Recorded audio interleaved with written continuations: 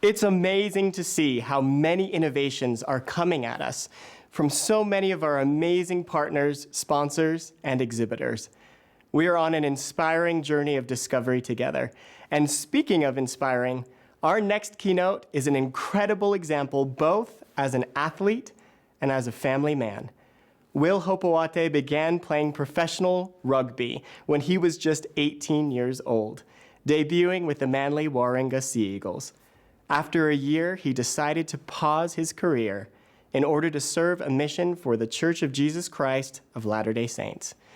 Following his 2 years of service, Will returned to the NRL as a member of the Parramatta Eels and currently plays fullback for the Canterbury-Bankstown Bulldogs.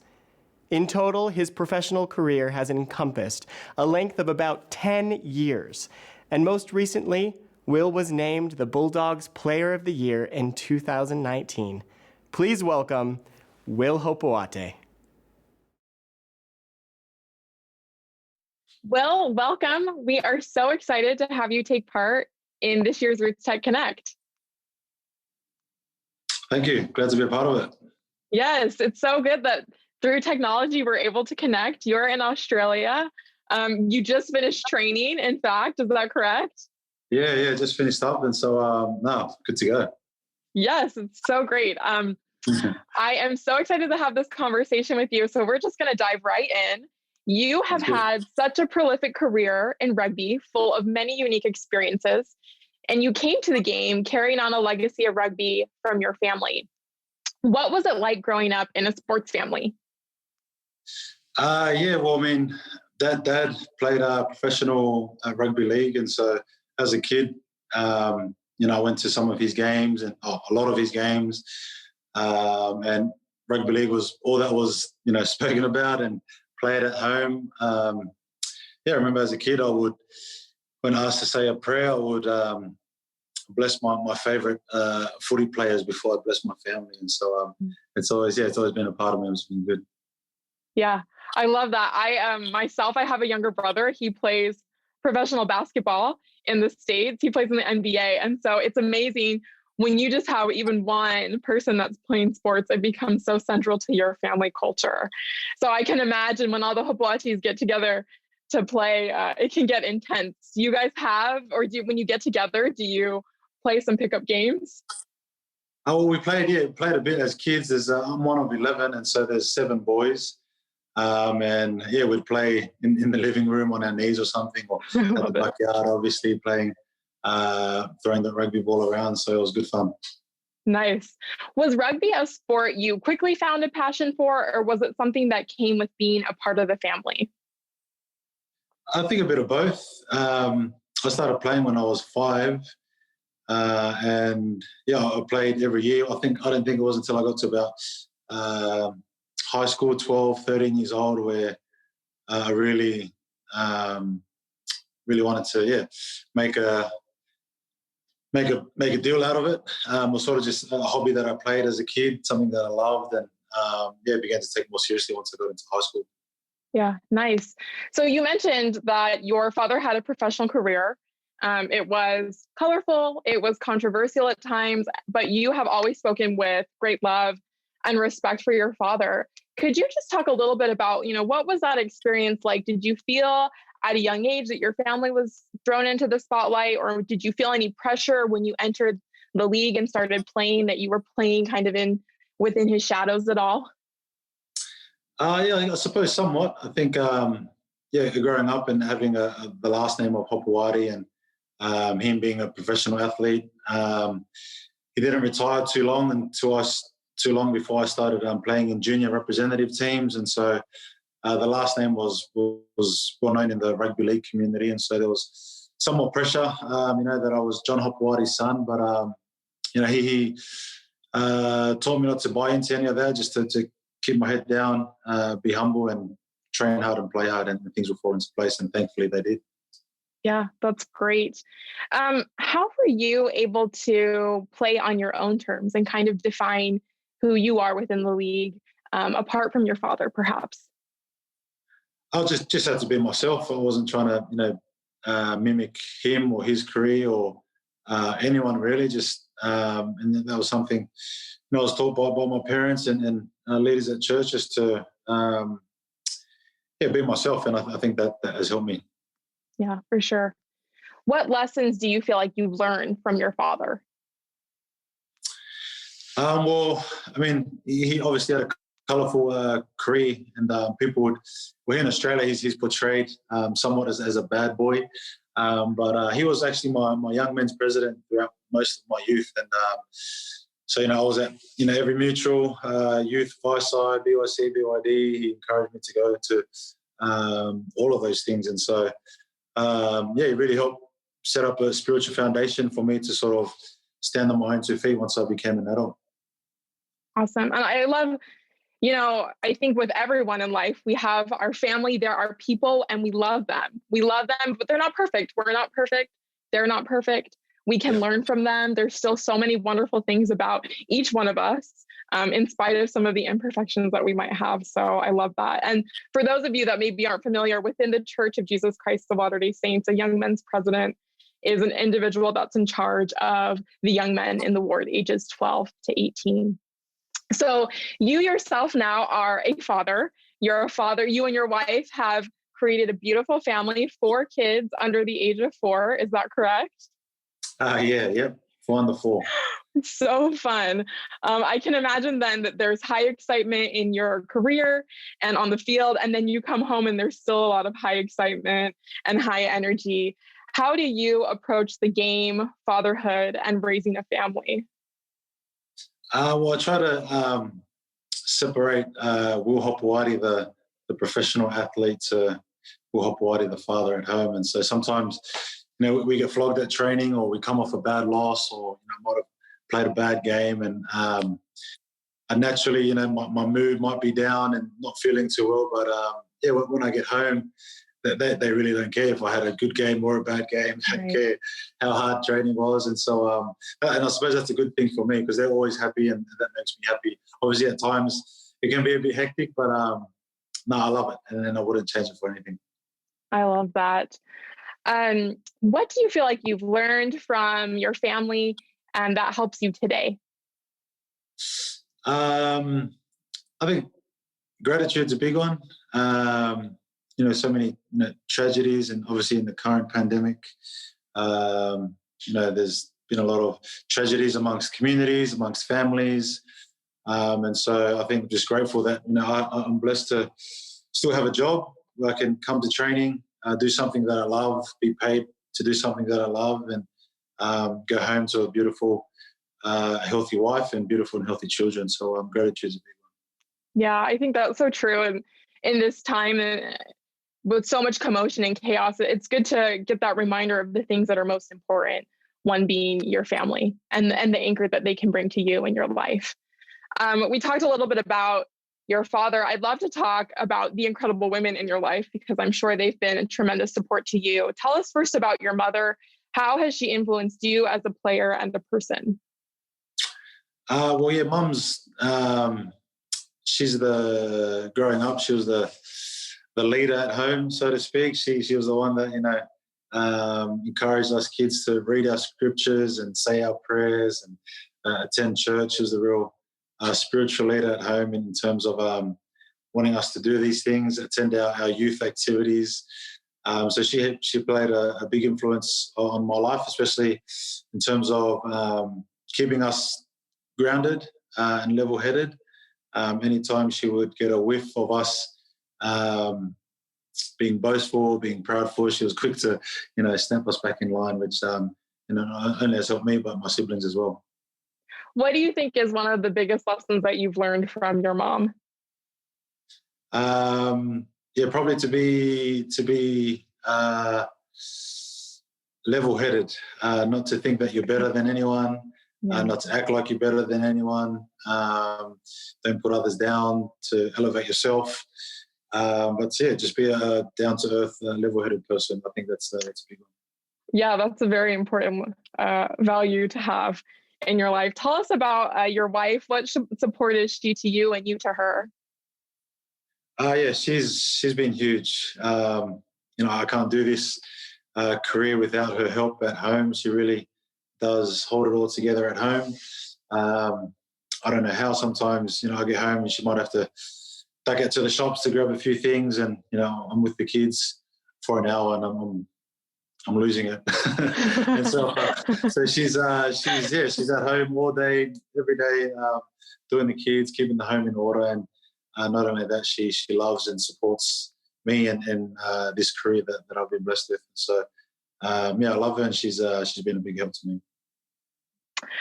So you live in Australia, but you enjoy a rich Tongan heritage. What part has this heritage played in your life? It's played a big part. I was born and raised here in Australia, but both my parents were born and raised in, they're both born in Tonga. And so there's connection there to my Tongan culture. And fortunately, I've been lucky enough to represent Tonga in the international game of rugby league, and that's been a huge blessing. There was a World Cup a few years ago, and for the first time, I was able to go back to Tonga and meet people and family there, and I loved it. I loved every minute of it, and I want to go back again. And what did you love about that experience? Everything. I think because it's they live in the islands, that they don't enjoy all the luxuries that we do here in Australia, and so they're grateful for everything. They don't have a lot of things, but they're happy. They're happy people, and I think that was a big lesson that I took out from being there, is that you don't need the world in everything, in anything to be happy. You just need what's important, and family was a big thing that was important in Tonga, and if they had that, then they had everything. And so that was one thing that I was grateful that I was able to witness. Yeah, that's a wonderful perspective to have. So your parents, they lived in Tonga, born there, came to Australia. What kind of traditions did you have in your home that reflected this Tongan heritage? Well, we always supported anyone that was Tongan that was doing good things, or a team that was doing good things. We would throw our support behind them. Obviously, family is a big part of it. We'd have big family gatherings and big family feasts at home. There were always some special childhood memories, and our grandparents would always gather us grandchildren together and share with us a few stories of how they made a living back in the island of Tonga, and how they met and how they migrated over here to Australia. That they made a lot of sacrifices for us to enjoy the life that we live now. And so them sharing that with us we're able to not take this life for granted. Yeah. Are those stories, I love that sharing of like an oral history. Did you appreciate that as a younger child? Do you feel like you appreciate it so much more as an adult? Yeah, absolutely. Now that, I'm the provider of the home, and, providing for my wife and kids, to hear of, my grandfather, being in a similar position that I am, but, going out and looking for work and knocking on doors and speaking with people just to find a job to support his family. It makes me very grateful for what I have today. Yeah, I love that. It's inspiring as I talk to my grandparents as well, or I talk to my aunts and uncles and see a level of grit and determination that they have in their life, and knowing that if they can do hard things, if they can make sacrifices, why can't I? I can do the same thing. I can carry that legacy and those values with me in my own life. So yeah, really. So, Will, what parts of your Tongan heritage do you hope to keep in the family that you're creating now with your wife? I think first and foremost is to help my kids understand that they have Tongan blood in them. Unfortunately, I don't speak the language fluently, which is something that I would love to learn. And so I do, the little that I do speak, I try and speak it to my children just so they have somewhat of an understanding of the Tongan language. And so, and obviously, I'm not the best cook in the kitchen, but I do have aunties and grandparents close by that help to cook traditional Tongan foods, which I love. And so the more that they can share that with my family and my kids, then the better it will be for us to stay in touch with our Tongan culture. I love that. What's your favorite traditional dish? I love chop suey. Chop suey is a favorite of mine that my grandmother cooks, and a watermelon punch called Hopoate is a big hit in our family too. Nice. I love it. Food is so powerful. You wouldn't think it, but it is in helping to gather the family and bond with them. So that is awesome. You mentioned, so you're one of 11 and you're the oldest. What does that feel like? So I'm the oldest. There are 5 siblings total. We are the Jackson 5. But what is that like to be the oldest? What does that mean to you in how you interact with your family? There obviously comes responsibility with being the eldest. You want to try and be the best example you can be for your younger siblings.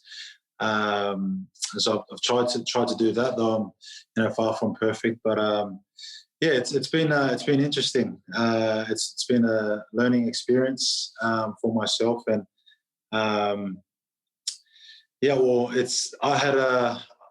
served the mission for the Church of Jesus Christ of Latter-day Saints. I went away for 2 years, inviting people to learn about Christ. And during that 2-year period, Mum had a boy, and so I came home to a 1-year-old brother, which was pretty cool. And then I got married, had 2 kids, and then Mum had another girl. So 2 of my children are older than my youngest sister.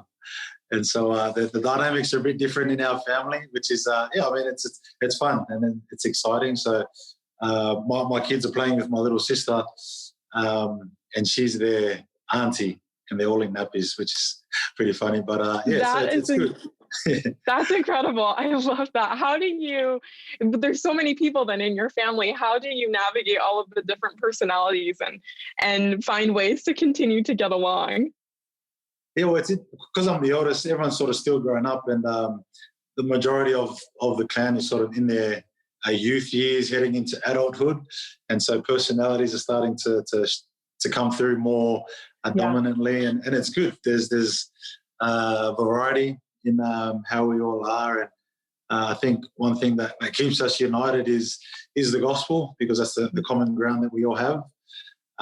Despite the different personalities and likes and dislikes and interests that we all have. Yeah. Do any of your siblings play professional rugby, or do they play rugby just in general? All my brothers play. They play rugby league, and I've got 2 brothers that play professionally here in Australia, and one that's on the cusp of playing professionally as well. So I think the ultimate dream would be to play with them in a team one day. Yes. But we'll see how we go. How do you all support each other? Because that is such a unique thing to have not one, but multiple siblings in the same professional league. How do you support and cheer each other on? Because I'm the most experienced playing in professional rugby league out of my brothers. They only made their professional debuts last year, 2 of them. And so I try and give, my things that I've learned throughout my career and pass it on to them. And we're all happy for each other, which is a beautiful thing. And I want them to do, better than I have. I was able to play one of my younger brothers last year, which was exciting. He's 9 or 10 years younger than me, and so I still see him as a little boy, and then here I am running out in the field and he's standing in the opposition team. And it was sort of a surreal moment. Yes, very surreal experience. I want to talk now just a little bit about resiliency. I'm sure, like many people, there are moments in your career and in your life where you feel fantastic, you feel like you're on top of the world, and then there are moments when you're feeling anything but that. How do you deal with that, and how do you work through things when things aren't going your way? Yeah, good question. I think one thing that I learned as a missionary when I went away for 2 years was that you can't really try to take control of what I can control, and not trying to worry so much about things out of my control. I think There's so many things that are outside of our control that we give power to dictate how we feel, and it's not healthy for ourselves, and it's not healthy for our family. And that's one thing that I try and be really conscious about, because it's, people that when you're in the limelight or the spotlight, and you're a professional athlete, your name's obviously out in the public, and people can say things to you that aren't the nicest. They can write things about you that aren't the nicest things, and it really can affect a lot of people, especially with the mental challenges that people face today. And so I really just try and control what I can control, and that is, how I am as a father, how I turn up to training, the attitude that I give at training, how present I am at home. Those are things that I can control. What other people say and do, I really can't, and I try and, I'm not perfect at it, but that's what I try to do to help be resilient in moments that can be negative. Yeah, I love that. And I think it's so important, especially now there has been so much commotion, things happen that you could not even imagine.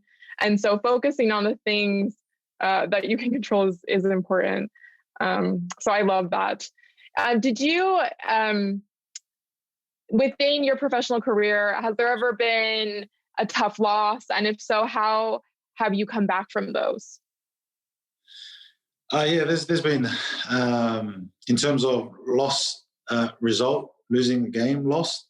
Yes. Yeah. There's been a number of those where, we've lost in a semi-final match, or lost a close game right at the death, or lost on the hooter as the bell went. And those moments hurt as a professional athlete. Everyone's so driven to win and to succeed. And when you don't get the desired result, it hurts. And the locker rooms, after the game is very quiet, and everyone's pretty shattered.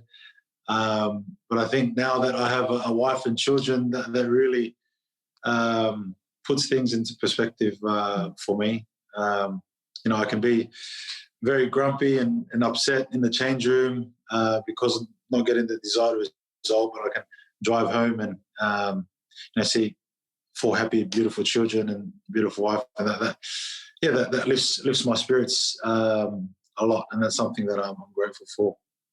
Yeah, I think the joy of having a family and the balance that it requires you to have in your life, and putting that into perspective, I think is so powerful. You have a Tongan heritage, and you live in Australia. What Australian traditions have you adopted in your family? Australian traditions. One thing that Australians love to do is to have a barbecue and go down to the beach. It's a common thing, and so that's one thing that we love. I grew up in a place called Manly. It's by the water, and so that's something we always tried to do as a family, was get down to the beach, have a barbecue, and enjoy some quality time together. That's perfect family activity to have. I love it. Yeah. So I want to talk now about legacy, creating a legacy for oneself. And Will, you have so many more years of life, and I'm sure in your career as well. But every single day you are creating a legacy as a player, starting to build a legacy and foundation with your family. What is it to you? What do you feel like is the legacy that you want to leave? Yeah, well, I think for the kids and for the youth is that you can live your dreams. I'm living my childhood dream. Like, it really was my dream to play in the NRL, to play professional rugby league, and through the help of family and hard work and blessings from God. I'm living my dream at the moment now. Playing professional sports isn't everyone's dream. It's important to know what you want in life and things that you love, and so it's definitely achievable to live your dreams. I was just a normal kid, just like everyone else. I wasn't Superman or anything growing up. But yeah, through hard work and dedication, I'm in the blessed position that I'm in, and I think that applies to anyone, especially to the kids and to the youth out there. That applies to anyone, that you can live your dreams. It's not impossible. Yeah. I love that. I think it's important to hear. I think when you're starting out, and even those that are a little bit older, it is never too late to do the things that you love, to do them well, and what an impact you'll have when you pursue the thing that you feel like you need to do in this life. We would love it, Will, if you could talk to us a little bit about connecting with your teammates, the game on the field, and connecting with your fans as well. What is your favorite memory from your rugby career? Favorite memory. Well, two that immediately come to mind is winning the premiership in 2011. I was playing for a club called the Manly Sea Eagles, and we won the competition in 2011, and that was a special moment because you train with your teammates from November the previous year all the way up until the grand finals in October, and so you're in the trenches every day with your teammates, training hard, working hard for the same goal, which is to lift the trophy at the end of the year. And in 2011, I was lucky enough to be a part of a premiership winning team, and that's a memory that I'll always hold close to me. And the second one is representing Tonga, and we played a test match against Australia, and Australia's the best rugby league team in the international arena in rugby league. They have been for years, and they probably always will be. And we had a one-off test match with them last year, and we won. That was a huge upset and a huge moment for the people of Tonga and our Tongan rugby league team. And so it was such a surreal moment to beat a team of so much strike power, so much talent. And so those are two memories that immediately come to mind from my career. I love that, and with each memory, I love how you touch upon that. It's not just you; it's a team, and learning to connect with them and work together to accomplish this goal of winning. My second question for you is: at the start of your career, you walked away from a $1.6 million deal. How did you make that decision? Yeah, well, I mean, it definitely, wasn't easy. I don't want to, sit here and say, it was easy to walk away from that. It was tempting to stay back because it was money, obviously, that would help my family financially, and that was something that I wanted to do. But serving a mission was always something that I had in my heart that I always wanted to do, and I think what made the decision easier when it came to crunch time was that I made my mind up while I was in my youth that I was gonna go and serve a mission, and that I wouldn't let anything distract me from me serving a mission. And so whilst as challenging as it was, because I made my mind up early, that made the decision easier when it actually came time to make that decision. And so now, looking back, and you've been home from your mission several years, some amount of years. Do you still feel good about that decision? Was it worth it to you? Absolutely. There is no doubt in my mind that that was the best thing I've done for my life. It's helped me to be a better husband. It's helped me to be a better father. It's helped me to be mentally stronger in dealing with challenges and adversity more. It's helped me to manage my time better with how hectic life can be, and it's really helped me to prioritize things to what's most important to least. And so so many lessons I learned as a missionary that helped me in my life today, and that's not just spiritually speaking, that's sort of in general overall. Well, I am so grateful for this conversation that we've had. Is there any last message, or what is the most important thing that you want to impart with our viewers who come from all over the world? A couple of principles that have helped me throughout my life is gratitude and humility. I think being grateful for things that you have and counting, your blessings more so than problems or challenges that you have really can lighten your day, can lighten your mood, and can be a powerful force in your life. That's something that growing up as a kid that I was taught, and something that continues to help me today is to be mindful of the things that you're grateful for and that you enjoy on a day-to-day basis. Even something as simple as running hot water. Not everyone enjoys the luxury of running hot water, and things that you do have. I think is a powerful tool with anything in life. And humility is really just being down to earth, not thinking you're better than anyone, and realizing that talents and gifts that you have, that they're blessings, and not to take them for granted, and not to think that you're better than anyone because you have a certain talent, whatever that might be. Overall, just being a humble, kind, level-headed person. Those are probably perhaps two principles that have helped me throughout my life. I'm still striving to perfect them, but they've been a powerful influence for me. I love that. Gratitude in the little things, and then humility, remembering who you are, remembering that everyone is doing the best that they can. And also just through our entire conversation, the importance of family to keep us grounded, being grounded in our family values, being grounded in our cultural, our spiritual values, and what strength that can be to each one of us. Well, Will, thank you so much for taking the time to be with us. I so have enjoyed our conversation, and I know that those that are watching and participating from all over the world have enjoyed it as well. Thank you. Thank you. Thanks for having me. Appreciate it.